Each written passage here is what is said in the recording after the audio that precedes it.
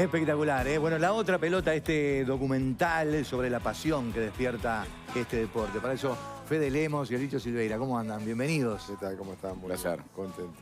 Bueno, del Bicho ya sabemos que es una pasión, es un jugador, pero vos, Fede, ¿cuándo nace la pasión por el básquetbol y por contar esta historia? Bueno, en realidad estuvo siempre ahí y nunca terminó de despertar. Creo que despertó ahora, ¿no? Después de muchísimos años de no haberme realmente involucrado, como quizás me hubiera gustado hacerlo antes con el básquet. ¿Llegaste a jugar? Nunca llegué a jugar. Sí, por supuesto, con amigos, en Sí, placitas, claro. lo que hablábamos fuera de cámara. Aparte, el básquet tenía eso, ¿no? De repente cuando a veces sucedía que no te elegían para jugar al fútbol y de repente te ibas a la playita que estaba al costado y todos tirábamos al aro. Y era algo que en el barrio donde yo me crié, allá por la Curva de Maroñas, estuvo muy cerca por el Club La Reborges. Claro. Yo iba a La Reborges a ver carnaval y veía el carnaval como generalmente sucedía, como en muchas canchas que se hacían tablados, como la cancha de Tabaré, La Reborges, ¿no? La gente de carnaval y básquet además está muy también linkeada, tiene mucha asociación.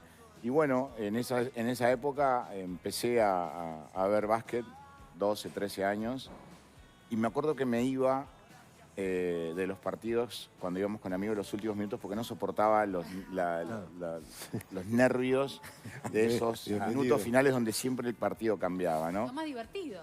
Claro. Sí, pero no lo soportaba. Me parecía fascinante ese cambio constante que se daba en los partidos de básquet, ¿no? Donde nunca sabía qué pasabas hasta la última pelota. Y bueno, muchos años después y de haber viajado mucho por el mundo del fútbol, donde sí a través del cine quise hacer algunas cosas, me parecía que, y el título de la película, La Otra Pelota, lo marca, ¿no? La Otra Pelota no es de un lugar, quizás no pretende ser para nada despectivo, sino la otra pelota que pica y que rueda en este país, en donde es el segundo deporte en popularidad, practicado por un montón de gente y que tiene además una significación muy importante con el barrio, ¿no? Con lo que es la esencia del barrio, de la transmisión de valores y de lo que eso sucede en cada lugar. ¿Y de lo que pensabas que te ibas a encontrar a lo que te encontraste, te sorprendió en el recorrido de buscar los testimonios lo que viste? Bueno, yo sabía que con determinados personajes, sin conocerlos de cerca, iba a ser hermoso poder hablar con ellos y descubrir no solamente su historia personal con el básquet y con los clubes y con las selecciones nacionales que se lograron cosas importantes, sino que lo que me iban a dar ellos en el camino que recorrieron y cómo llegaron a vincularse tan fuertemente con el deporte. Fue hermoso el proceso y también fue muy interesante la búsqueda del archivo, ¿no? Que siempre es un desafío en este tipo de cosas, proyectos, para poder lograr y graficar mucho de lo que el espectador y además claro, el público no basquetbolero, ¿no? Desde el lugar en donde también hago la película, muy respetuosamente intentando investigar y llegar a la esencia de lo que representa el básquet para la sociedad uruguaya. ¿Ese es el hilo conductor? Claro. Ese es el hilo conductor, ¿no? De alguna manera también intentar llegar a ese gran público, ¿no? No necesariamente quien sea fanático de un club o del básquet tenga que ver esta película, sino que es una historia que refleja mucho también como sociedad al uruguayo, ¿no? Claro. Bicho, ¿cómo empezó el amor por este deporte con vos? Y bueno, el amor empezó desde el juego y después desde la competitividad, ¿no? Y ahí fue donde de alguna manera arrancó esto de no me gustaba perder absolutamente a nada. Yo tengo un hermano mayor y siempre me ganaba. Entonces, viste cómo es empezar esta competencia. A alguien le tengo que ganar, en casa no puedo. Y ahí fue que arrancó un poco el amor. Y después también empezó con esos sueños locos que vos tenés y mirás para adelante algunos de estos monstruos que hoy están acá. Que yo los miraba y decía, pero ¿y ellos que viven del básquetbol? ¿Cómo es el asunto? Yo salí de un barrio muy humilde, mis viejos comerciantes. O sea, ¿Cuál fue tu primer equipo? Estocolmo. Estocolmo. No se me ocurría, yo era del Prado Obrero, digámosle. Y no se me ocurría que el básquetbol fuera como una especie de modo de vida. Y me dijeron, no, mirá que el Tato, Fefo, ellos viven del básquetbol. Y digo, yo quiero eso. Y ahí surgió. Y después me llevaron a una selección que eran como, no sé, eran como 60, 70, me eliminaron a la primera, pero me gustó, vi el cilindro, me encantó el cilindro y dije, yo quiero estar acá. Y ahí fue cuando me picó el bichito de que me sacaron 1, 2, 3, 4 veces y dije, no, hasta que no quede en la selección, yo voy a seguir estando. Y ahí se transformó un poco esa pasión y bueno, y ya después el sueño se convirtió en realidad y hoy miro para atrás y digo, es como una especie de muestra de que si yo pude llegar con las condiciones que tenía, que eran mínimas, cualquiera puede, en realidad. No todos van a llegar, pero realmente, si yo llegué, cualquiera puede. ¿Y qué sentís que te dio el básquetbol como profesión, como carrera, como medio de vida? Y bueno, y es un poco todo, ¿no? Es una mezcla. Primero como medio de vida, porque en definitiva fue mi sostén durante un montón de años y crecimos como familia gracias al básquetbol. Después conocí un montón de gente y lugares y conocí las cosas lindas y feas que tiene el mundo, ¿no? O sea, yo recuerdo un viaje que fuimos a Angola, Luanda, y después linkeamos acá en Montevideo y de acá nos fuimos a Winnipeg, Canadá. O sea, fue como tocar el infierno y el cielo, ¿no? Claro. Y darte cuenta que todos estamos dentro de un mismo mundo y que el básquetbol hace como hilo conductor de todo esto, ¿no? Y en Angola la gente se moría de hambre, lo veíamos nosotros, los niños, y después ibas a Canadá y Sí, sí, otra realidad. una realidad en la cual los voluntarios, las voluntarias venían con joyas de oro y te daban una bandeja con comida y vos decías, esto es algo que Sí, sí, es rarísimo, irreal. ¿no? Pero bueno, eso fue. Y después lo otro es esto de que siempre te puedes superar, ¿no? Y el deporte tiene eso, ¿no? El básquetbol en particular, incluso más que el fútbol en algunos casos, durante un mismo día, durante un mismo partido, tenés la capacidad tenés que tener la capacidad de levantarte muchas veces, ¿no? La tolerancia y la frustración, que muchas veces lo hablamos, está prendido en cada partido. Vos tenés que superar la frustración 20, 30 veces en cada partido de básquetbol. No pasa en ningún otro deporte o casi en ningún otro deporte. Claro. Y lo mismo semana a semana, ¿no? Sí, sí, y aparte lo que decías vos y Fede, que es uno de esos deportes, es que lo único que necesitas es un balón y un aro. Capaz que el fútbol no te pones a patear al arco porque no tenés a nadie, necesitas a otro. En el básquet necesitas el aro, ¿tá? Que lo puedes generar con lo que sea. Con un balde. Y un par de campeones que, Ya como está. digo yo, para que los niños, o sea, que me pasa muchas veces, que no se les salgan los dedos para afuera. Ahí Nada está. más. Con eso, con los campeones, pelota, aro, estamos hechos. Fede, Fede. entrevistaste jugadores de distintas generaciones, ¿no? De distintos lugares. ¿Tienen algo en común en sus relatos? ¿Hay algo que los une? Bueno, fundamentalmente esa gran familia, ¿no? que está en torno al básquet y lo que ellos también, como en cada uno, en distintas selecciones y momentos, fueron compartiendo. Lo que sí se maneja mucho en la película a través de los distintos cuartos que van transformando a la película, que está dividida en vez de capítulos en cuartos, como un partido de básquet, es esa transmisión constante, el pasaje, ¿no? De una generación a otra y el enseñar y compartir y dejarle muchas Claro, y cosas. dejar el legado, quién deja el legado, quién lo toma. Claro, y además generacionalmente se trabaja mucho eso en la película. Muchos nos preguntaban ese afiche, ¿no? El afiche de la Sí. película. Bueno, sí, a mí me llamaba la atención y sobre todo pensaba en lo que debe haber sido para ellos volverse a poner el Claro, traje. con sus camisetas, ¿no? Cada camiseta representa su época, desde Mera, ¿no? Campeón olímpico, que mucha gente no lo sabe, además. Uruguay es bicampeón, perdón, no es bicampeón, tiene medalla olímpica, medalla de bronce en el 52 y en el 56, compartiendo podio con Rusia y con Estados Unidos, Claro. ¿no? Pensar es impensado hoy, o sea, ni siquiera estamos clasificando a los Juegos Olímpicos desde hace ya muchos años. Pero bueno, desde Mera y con el relato de lo que fue el 52 y el 56, pasando por Batista, uruguayo en la NBA, Capalvo, Granger y Peinado, cada uno representa una época muy, muy fuerte del básquetbol, ¿no? Uruguayo, y de alguna manera también a través de la selección los logros que se fueron obteniendo. ¿Son las remeras de ellos? ¿Es con las que jugaban cada Sí, uno de ellos? Exactamente. Qué tremendo. Decías hoy, ¿no? En la charla con ellos, me imagino que cuando te enfrentaste con algunos, te debe haber dado también material de decir, esto tiene que aparecer. Siempre. Por eso, evidentemente, desde el punto de vista del camino que uno va a plantearse cuando empieza este proceso, ¿no? De identificar a las historias, los personajes y el camino, una estructura inicial, ese camino siempre está abierto, esa estructura de trabajo es maravillosa porque te va permitiendo encontrar historias que de repente no estaban previstas en ese guión, no estaban previstas en el trabajo inicial de producción, y eso te dispara hacia otros lugares. Entonces, tenemos una película al principio, una en el medio y una completamente diferente en el final, que constantemente plantea desafíos, ¿no? Desafíos desde el punto de vista de la narrativa, desde el punto de vista del montaje y desde el archivo también. Pero es lo lindo de trabajar con guión abierto, ¿no? En este tipo de proyectos. Aparece la pasión, porque una de las cosas que se caracteriza el básquet uruguayo, bueno, lo vimos con la película de Aguada, por ejemplo, también, ¿no? Cómo genera algo que muchas veces es inexplicable, ¿no?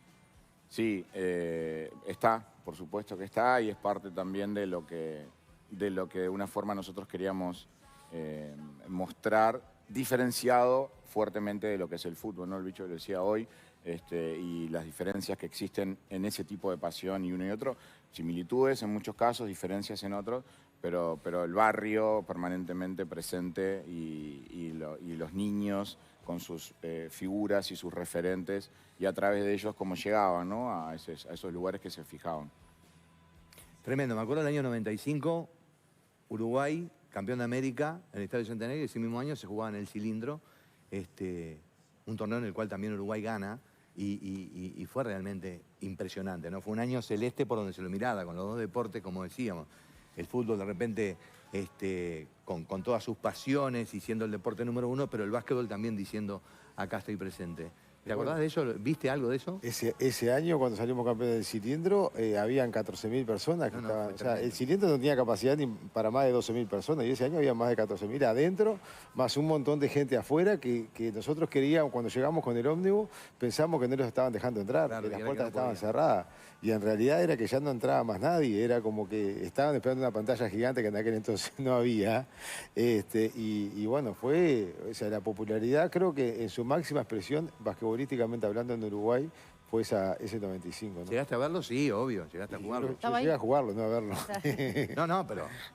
Pero claro, ¿Cuántos tantos hiciste ese campeonato? No me acuerdo. no, mirá, yo en el 94 entré en la selección por la puerta del costado, como digo yo, después de insistir mucho, de tocar mucho, al final me abrieron una chiquita, después me quedé 13 años, pero me acuerdo que sí, que me tocó alguna participación importante, sobre todo en la final, cuando jugamos contra Argentina, con algún libre definitorio, y como que a partir de ahí, después de haber visto aquello, dije, Dijiste. de acá me sacan de las patadas. ¿Y queda Ahora. alguna reflexión de cómo está el básquetbol hoy, del profesionalismo, bueno, de en qué momentos está? Sí, por supuesto que está en ciertos planteos y conclusiones de la realidad actual del básquet, qué está pasando con el básquet a nivel de selección, por qué nos está costando tanto llegar a determinados lugares, algunas de repente preguntas, ¿no? Los recambios generacionales. Generacional, el tema de la... Lo que pasa es que el biotipo del jugador uruguayo, ¿no? Estamos hablando de un biotipo de jugador que no tiene la altura quizás para poder lograr determinadas cosas. Eso está dentro del análisis de las distintas razones que pueden ocurrir para que esté pasando lo que sucede. La integración, ¿por qué Uruguay no tiene una liga nacional habiendo tan pocas distancias? Claro. De repente Argentina tiene una liga nacional importante, en Uruguay se intentó, la película tiene un fragmento de esas finales que se dieron entre Salto y Paysandú, donde Bicho tiene un doble ahí definitorio con falta, no vamos a spoilear cosas, pero hay Claro. un bloque de esa final entre Salto y Paysandú en el litoral. Un litoral, además, donde se juega más al básquet que al fútbol. Claro. En el litoral, en nuestro país, hay más niños en las plazas jugando al básquet que al fútbol. Sí, es sí, un sí, fenómeno que se da. Mercedes, Salta, Paysandú, sobre todo Mercedes, hoy en día es la segunda liga más fuerte. Muchos jugadores de Montevideo de primer nivel están jugando ahí en la liga Mercedes y es muy competitiva, ¿no? Es una pena que Es no... increíble que no se Claro. logre, ¿no? ¿Eh? Es increíble que no se logre un No, básquet chico. es absolutamente, para mí es impensable. Lo que pasa es que le gusta ganarse en su ámbito, ¿no? No le sirve tanto a un Salto o un Paysandú viajar 500 kilómetros para jugar un partido de repente con, no sé, sin desmerecer a nadie, con Hebraica o con un equipo de repente que no tiene tanto... Claro. Los gastos, hay también un... Bueno, pasa que Claro. el tema ahí es la financiación del básquetbol, Claro, que está complicado. Bueno. Ese es el gran problema, ese es el gran problema que hubo en la Liga Nacional, que aguantó unos cuantos años, pero a un costo sobre todo de los equipos del interior que era imbancable, ¿no? Yo siempre digo, yo jugaba en Salto y los equipos del interior tenían que viajar una vez, o sea, tenían que viajar 15 veces a Montevideo y los de Montevideo viajaban un par de veces al interior, o sea, había un desbalance que de alguna manera hay que resolverlo, que no es como en Argentina el básquetbol fuerte está en el interior. Entonces está equilibrado el tema de los viajes y aparte las logísticas que ellos tienen están muy bien armadas y pensadas, pero nosotros acá con 3 millones no tiene punto de... O sea, decir, usamos solamente 1,5 millones, no tiene sentido. O sea, tenés que explotar el máximo del potencial y la excusa esa de solo somos 3 millones, para mí no corre. Igual No es un hace problema nada. que se traspola también al fútbol, Sí, sí, ¿no? sí, La tal cual. integración no se ha podido lograr a nivel de... O sea, tenemos un gran problema como sociedad para lograr, Sí, ¿no? totalmente capitalista. Eso Claro. suceda. Estamos hablando de un país con poco territorio, con poco distancia y no podemos lograr y atravesar. Sí, el esfuerzo de los clubes también es fundamental, ¿no? Es una remada importante, Es ¿no? muy difícil, ¿no? El mercado y los recursos de los equipos del interior son mucho más... Sí, la otra vez escuchaba una nota, no me acuerdo hace mucho tiempo, pero se decía que, por ejemplo, bueno, los clubes de fútbol tienen la posibilidad de que de repente despega un jugador, venden y ahí hacen una diferencia, o con esa plata se pueden solventar durante un año. Con el básquetbol es distinto, a veces es más difícil que un jugador venderlo, ¿no? Entonces un poco, pero ojalá se pudiera hacer una revisión a nivel nacional, estaría buenísimo. Bueno, quiero saber, el estreno de la película oficial. Bueno, se va a dar el 3 de abril en salas de todo el país. Tenemos una premiere antes y ahora estamos haciendo una gira de preestreno, que es interesante comentarlo, porque antes de llegar a Montevideo, en realidad generalmente sucede, Montevideo estrenás, avant-premier, salas de cine y después vas al interior mucho tiempo después. Claro. Nosotros esta vez dijimos, vamos a hacer la distribución al revés. Vamos a ir primero al interior, esas imágenes que estamos viendo son de las funciones de Avant Premier que hicimos durante todo el mes de enero en las playas de Rocha, de Maldonado, gratuito, al aire libre, con una tecnología de primera, donde la gente puede ver la peli a través de auriculares silenciosos que pueden permitir una excelente calidad de sonido, al igual que de imagen en pantalla. Funciones multitudinarias, mucha gente no del mundo básquet que se acercó a ver la peli, colmó las playas y parques del interior. Ahora hacemos en febrero una segunda etapa en San José, Canelones y Colonia. Bien. Y luego recién venimos a Montevideo, como te contaba, en abril, en donde en este caso esta decisión lo que priorizó es el interior del país, ¿no? Para nosotros era importante llegar primero al interior y luego venir a Montevideo. ¿El estilo va a ser igual así también? No, esto va a ser... Esto es para el interior. Esto es para el interior. Montevideo vamos a las salas de cine tradicional, que siempre a mí me gusta ir a las salas. Cuando te dicen la gente no va al cine, la gente va al cine si vos le das un contenido de repente que de interés y lo promocionás y lo trabajás bien. Y estamos trabajando para que eso suceda, porque el éxito de una peli o un documental tiene que ver siempre con el público. Si la película es bien recibida, se activa el boca a boca, la gente la recomienda, te guste o no te guste el básquet, anda a verla, me parece que está bueno y eso es clave y tiene que ver con esta decisión. Totalmente. Fede, placer como siempre recibirte. No te voy a preguntar qué está pensando esa cabecita, porque seguramente alguna idea hay. No nos cuentes. Nos los contás cuando vengas con... La próxima. Sí, menos mal que hoy se habló de básquet y no de fútbol, ¿no? Porque te quiero mucho. Bien, gracias, Bicho. Un placer. A vos un placer recibirte. Fuerte